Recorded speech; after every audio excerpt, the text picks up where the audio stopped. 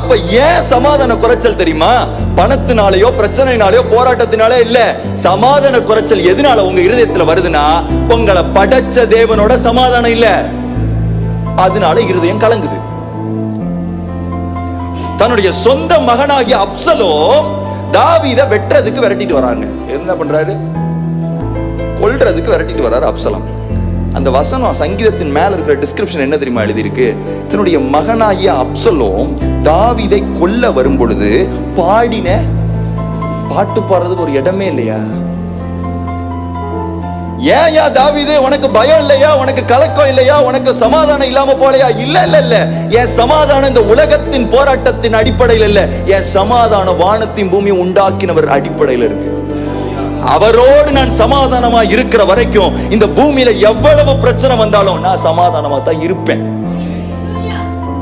அதனால தான் வேதம் அழகா சொல்லுது, எல்லா புத்திக்கும் மேலான தேவ சமாதானம் உங்களை ஆளக்கடவுள். அப்படின்னா என்ன அர்த்தம்? என் ஆண்டவரோட சமாதானமா இருந்துட்டாலே போதும், எவ்வளவு போராட்டங்கள் வந்தாலும் சமாதானத்தை என்னால் காத்துக்கொள்ள முடியும்.